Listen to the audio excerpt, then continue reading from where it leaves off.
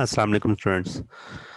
Students, आज का जो टॉपिक है मैंने एक हिस्सा इसका कंप्लीट कर दिया था। इससे आगे वाला मज़ीद ज़रा करवाता हूँ, लेकिन मैं फिर एक दफ़ा इसको इस वीडियो में शेयर करता हूँ। क्वेश्चन नंबर 4 हम कर रहे थे, what is elastic collision, discuss elastic collision in one dimension. और यहाँ पे कुछ स्पेशल केसेस थे। मैंने डेरिवेशन तो कर दी थी, लेकिन जो स्पेशल केसेस के लिए थोड़ी सी डेरिवेशन है वो रह गई थी हमारी। तो आज इसमें यही वाला कंप्लीट कर लेते हैं।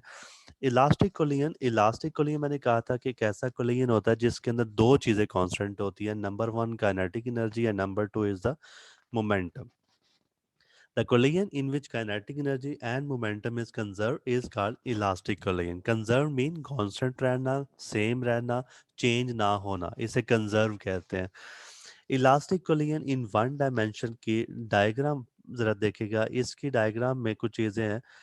यहाँ पे आप लेट कर लें कि दो बॉल हैं, एक मैस m1 है, एक मैस m2 है, और ये दोनों मूव कर रहे हैं। First one is moving with velocity v1 and second one is moving with velocity v2 and I subscript represent the initial sign. v1 I mean velocity या first molecule initially, and v2 is the velocity या second molecule initially mean before collision। और जब ये थोड़ी देर बाद टकराएंगे, definitely टकराने का एक ही चांस है कि जो v1 है वो v2 से ग्रेटर हो। अगर ग्रेटर है तब इससे कोलाइजन होगा। अगर v1 की स्पीड कम है, v2 ज्यादा, तो ये तो कभी कोलाइड नहीं कर पाएंगे। खैर, ये वेलोसिटी ज्यादा है, ये इसके साथ कोलाइड करेंगे। आफ्टर कोलिजन इसकी जो वेलोसिटी है दोनों की चेंज होगी। तो first one is moving with velocity v1f and second one is moving with velocity v2f, where f represent final velocity after collision. फिर आपने इसमें दो कंजर्वेशन अप्लाई करनी है। फर्स्ट कंजर्वेशन है मोमेंटम। मोमेंटम कंजर्वेशन मतलब बिफोर, दोनों का मोमेंटम बिफोर कोलिजन और आफ्टर कोलिजन इक्वल कर दें। आप देख सकते हैं यहाँ पे जो डेरिवेशन है उसमें ये वाला इनिशियल मोमेंटम है, total initial momentum first body and second body. Mass into velocity को मोमेंटम कहते हैं। तो ये फर्स्ट बॉडी का मोमेंटम है, उसके बाद ये दूसरा जो लिखा, यानी ये फर्स्ट बॉडी का, ये सेकंड बॉडी का। फिर आपने ये आफ्टर भी लिखना है, momentum of the two bodies after collision. इसमें आपके पास ये वाला फर्स्ट बॉडी का फाइनल मोमेंटम है, ये सेकंड बॉडी का फाइनल मोमेंटम है। तो total momentum before collision is equal to total momentum after collision. फिर मैंने कहा था आप थोड़ी सी प्रॉब्लम सॉल्व करने का जो तरीकाकार कुछ ऐसे होगा कि जो मैसेज m1 है उनको एक साइड पर रख दें, m2 को एक साइड पे ले जाएं। तो कुछ शिफ्टिंग कर लें, m1 एक साइड पे ले आओ, m2 दूसरी साइड पे ले जाएं। तो जब आप ये काम कर लेंगे तो फिर आपको इसमें नजर आएगा कि m1 कॉमन लिया जा सकता है, दूसरी साइड से m2 कॉमन लिया जा सकता है। तो कॉमन लेने के बाद आपको इस तरह की एक इक्वेशन मिल जाएगी। इसे कह दीजिएगा इक्वेशन नंबर 1। उसके ये चूंकि कोलिजन इलास्टिक है, इसलिए काइनेटिक एनर्जी भी कंजर्व होनी चाहिए। अब आप काइनेटिक एनर्जी पे ये काम करो। काइनेटिक एनर्जी का फार्मूला होता है हाफ मास इनटू वेलोसिटी। तो यहाँ पे पहले आप लिखोगे kinetic energy, total kinetic energy before collision, total kinetic energy after collision. फिर आप इसमें मजीद देखेंगे कि ये हाफ का फैक्टर सब में मौजूद है, इसको कॉमन लेके कैंसिल करो। जब ये कैंसिल होगा तो ये नीचे वाली लाइन आ जाएगी। फिर दोबारा से आपने उसी तरह करना है कि m1 को एक साइड पर रखो और m2 को दूसरी साइड पे करें। ये आपको नेक्स्ट पेज पे मिल जाएगा। m1 वाली टर्म्स एक साइड पे आ गई, m2 वाली एक साइड पे आ गई। लेफ्ट साइड से m1 कॉमन आ जाएगा, राइट साइड से m2 कॉमन आ जाएगा। फिर आपने मजीद ये देखना है कि यहाँ पे चूंकि वेलोसिटीज का स्केयर है और दरमियान में माइनस है, ये एक ट्रिग्नोमेट्रिक फार्मूला होता है कि जिसमें स्केयरिंग हो और दरमियान में माइनस हो। तरीकाकार ये होता है, आप एक दफ़ा उसको प्लस करके लिखो, एक दफ़ा उसको माइनस करके लिखें। लेफ्ट साइड पे भी ऐसे ही करो, राइट साइड पे भी ऐसे ही करो। This is equation number 2। और उसके बाद फिर आपने इन दोनों इक्वेशंस को डिवाइड कर देना। इक्वेशन 2 को ऊपर रखें, इक्वेशन 1 से डिवाइड करें, तो आपको ये इक्वेशन नंबर 3 मिल जाएगी, जिसमें रिजल्ट बड़ा सिंपल है कि इसमें m1 कैंसिल हो जाएगा, m2 कैंसिल हो जाएगा, ये वेलोसिटी कैंसिल हो जाएगी, ये वेलोसिटी कैंसिल हो जाएगी।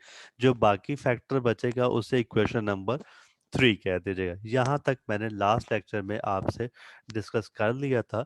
आगे मजीद देखिए, ये वेलोसिटी या प्रोजेक्टाइल क्या चीज़ है।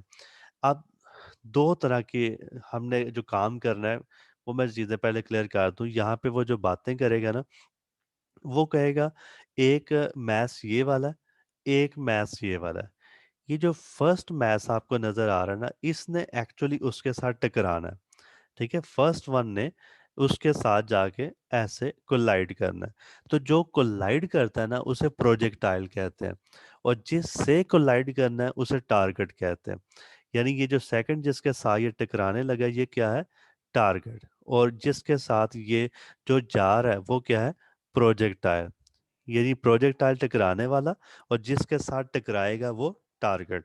तो अब आपने प्रोजेक्टाइल और टारगेट की स्पीड निकालनी है आफ्टर कोलिजन। ये जो काम अब हम करने लगे हैं, आपने कुछ डेरिवेशन ऐसे करनी है कि आपने प्रोजेक्टाइल और टारगेट दोनों की जो वेलोसिटी है after collision, not before collision, after collision आपने फाइंड करनी है। इसके लिए क्या करना है जी आपने? इसके लिए आपने यूं करना है, मैं तरीकाकार समझाता हूं, अगर उस तरह से हो जाए या ऐसे जैसे लिखा हुआ है, आप सिर्फ एक काम करो। आपने इक्वेशन नंबर 3 से V1F की वैल्यू निकालनी है। V1F वो क्या होगी, मैं आपको सॉल्व करके दिखाता हूँ। ये V1F ये होगा, V1F is equal to V2F plus V2I, और ये वाला फैक्टर दूसरी साइड पे जाएगा, मतलब माइनस V1I। ये वैल्यू आप इक्वेशन नंबर 1 में रखो।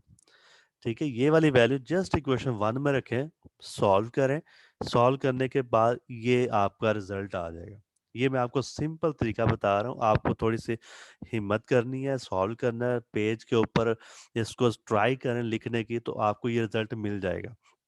यानी सिर्फ आपने इक्वेशन 3 से V1F की वैल्यू निकाली जो मैंने लिखी, इसको इक्वेशन नंबर 1, ऊपर जो इक्वेशन 1 है ना, उसके अंदर इसको पुट कर दें। जब आप पुट करोगे तो इस तरीके से आपने सॉल्व करना है कि आपको V1 V2F का आंसर मिले। ये नीचे V2F भी सर निकाला हुआ है, ये वाला। फिर दोबारा से ये करना है, इक्वेशन 3 से V2F की वैल्यू निकाल के इक्वेशन 1 में जाके पुट करो, तो फिर सॉल्व करेंगे तो V1F आ जाएगा। ये बाकी मैं एक ही चीज़ नहीं कर सकता, करूँगा तो काफ़ी टाइम लग जाएगा, लेकिन ये फिर भी आपको सॉल्व करना ही पड़ेगा। आप पेपर पे लिखो, मैं तरीका आपको बता दिया है। इसमें इक्वेशन 3 में से एक दफ़ा V1F की वैल्यू निकाल के इक्वेशन 1 में रखो, V2F का आंसर निकालो। फिर इक्वेशन 1 से V2F की वैल्यू निकाल के इक्वेशन 1 में पुट करो और V1F का आंसर निकालो। तो आपको जो डिफरेंट आंसर मिलेंगे वो ये होंगे। पहला आंसर ये मिलेगा V1F, this is the velocity of first ball. First ball कौन सा था हमारा? Projectile. So this is the velocity of projectile after collision, which is equal to m1 minus m2 over m1 plus m2 into v1I plus 2m2 v2I over m1 plus m2। ये equation आपको जुबानी याद हो जानी चाहिए, इसको इतना रट्टा लगाओ ये जुबानी याद हो जाए। ये प्रोजेक्टाइल है। अब आपने जिसके साथ ये टकराया, मतलब टारगेट, उसकी स्पीड अगर निकालनी है, तो दोबारा से मैंने आपको तरीका बताया कि V1F की वैल्यू उस इक्वेशन 1 में रखो, फिर सॉल्व करें तो ये आ जाए। अगर आपको ऐसा ना लगे तो जैसे इसने किया हुआ है इसके मुताबिक कर लीजिएगा। मैंने आपको दोनों तरीके बता दिए। जो सेकंड आपको मिलेगा वो ये इक्वेशन होगी। ठीक है, ये वाली इक्वेशन, ये आपको V2F mill, this is the velocity of target. उसके बाद स्पेशल केसेस क्या है? स्पेशल केसेस कुछ ये हैं कि आप सबसे पहले मैसेज को इक्वल रखें। जैसे स्नोकर बॉल है, स्नोकर बॉल की सारी बॉल एक जैसे मैच की होती हैं। तो अगर आप इक्वल मैच रखते हैं तो फिर इनको टकराने के बाद क्या वेलोसिटी होगी? आपने सिर्फ इक्वेशन 1 और 2 को यूज़ करना है। मतलब मैं आपको एक चीज़ समझाता हूँ। आप यूँ करें कि इसने कहा चूँकि M1 और M2 इक्वल है, इसको आप M ही कह लें। यानी M1 को भी M कह दो और M2 को भी M का। मैं ये जो मुझे नज़र आ रही है, ये मैं सॉल्व करके दिखाता हूँ। V2F is equal to 2M over M plus M into V1I plus M minus M over M plus M into V2I। मैंने क्या किया? मैंने M1 और M2 दोनों को M कह दिया। तो देखो ये टर्म वैसे जीरो हो गई। ठीक है, पूरी टर्म ही गई। 2M ओवर 2M कैंसिल हो गया सारा। तो आपको आंसर क्या मिला? V2F is equal to V1I। ये वाला देखिएगा, ये उसने लिखा हुआ है V2F is equal to V1I। Same ऐसे जो ऊपर इक्वेशन निकाली होगी ना, उसके अंदर भी यही काम करो तो आपको V1F का आंसर ये मिलेगा। यानी V1F का आंसर क्या है? V2I। और V2F का आंसर क्या है? V1I। यानी पहले वाले की वेलोसिटी दूसरे वाले की बन गई है, दूसरे वाले की पहले वाले की बन गई है। क्या मतलब इस बात का? देखिए, मैं आपको कुछ इस तरीके से समझाने की कोशिश करता हूँ। लेट ये हमारे पास 2 बॉल थे। इनमें पहले बॉल ने टकराना था दूसरे के साथ। मैं लेट करने लगा हूँ कि मेरे पास जो फर्स्ट बॉडी है, ये चल रही थी 10 मीटर पर सेकंड से और दूसरी चल रही थी 5 मीटर पर सेकंड से। तो टकराने के बाद पहले वाला चलेगा 5 से और दूसरे वाला चलेगा 10 से। That is velocities are interchange. यहाँ पे भी ऐसे ही हुआ। पहले की वेलोसिटी दूसरे की बन गई, दूसरे की वेलोसिटी पहले की बन गई। ये पहला रिजल्ट है। अगर ये मैसेज इक्वल हो तो ऐसे होता है। ये इलास्टिक कोलिजन की बात हो रही है, इन इलास्टिक की नहीं। ठीक हो गया जी, ये पहला रिजल्ट हुआ। इसी तरीके से आपने दूसरा करना है कि आप target particle at rest. Simple सी चीज है। अगर टारगेट पार्टिकल रेस्ट पे है, टारगेट पार्टिकल मतलब दूसरा जिसके साथ इसने टकराना है, अब पहला चलता हुआ आएगा और उसके साथ टकराएगा। इसलिए वो जो इक्वेशन V1F और V2F है ना, उसके अंदर सेकंड फैक्टर, ये जो इक्वेशन आती है ना, ये देखें आपको समझ आ जाएगी। ये जो यहाँ पे लिखा होता है V2I, ये जीरो कर दो, इसमें भी और ऊपर वाली में भी, दोनों में जीरो पुट कर दोगे तो आपको जो आंसर मिलेंगे V1F और V2F वो ये वाले होंगे। इसमें फिर ये काम करना है कि मैसेज इक्वल कर दो। मैसेज M1 M2 इक्वल कर। जब आप इनको इक्वल करोगे ना, सिंपल सी चीज है। जब आप इक्वल करेंगे तो ये वाला फैक्टर तो जीरो हो जाए, M-M जीरो, यानी फर्स्ट बॉडी रुक जाएगी और सेकंड बॉडी चलेगी पहले की वेलोसिटी से। ये भी इंटरचेंज ही हो गया ना। कि इसमें क्या था, इसमें हमारे पास जो दो बॉडीज हैं डिफरेंटली, इसमें पहले वाला आया और वो इसके साथ टकराया, यानी टारगेट के साथ टकराया जबकि ये रुका हुआ था। यानी पहले की वेलोसिटी हमारे पास है लेट 10 मीटर पर सेकंड, जबकि दूसरे की कितनी है? जीरो।